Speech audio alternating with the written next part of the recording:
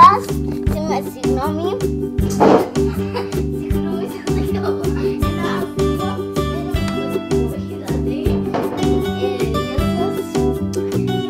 Έχουμε δύο πράγματα. Έχουμε δύο αυγά και ένα μεγάλο αυγό το οποίο έξα μαζί μου. Γιατί η αδερφή μου δεν τρέλαξε. Γι' αυτό τώρα θα ανοίξουμε τα μικρά. Τώρα ας ανοίξουμε ένα-ένα για να ξέρουμε. Εσύ πρώτα ένα, μετά εγώ, μετά εσύ. Εντάξει, και το τελευταίο μας. Ναι. Wow, είναι ένα παιχνίδι με δύο με πολλές κάρτες. Wow, τι όμορφο. Να το ένα. Και τέτοια.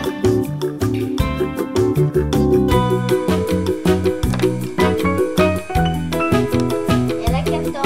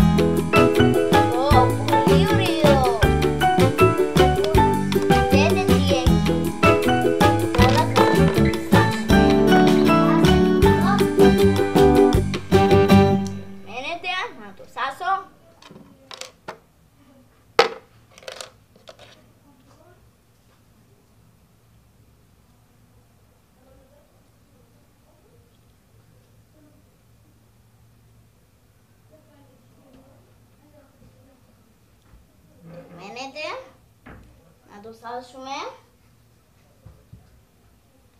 και θα κάνουμε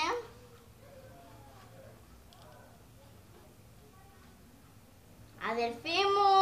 Ναι, έφερα ακόμα ένα παύλι με αυγά. Δεν είναι αυγά αυτά.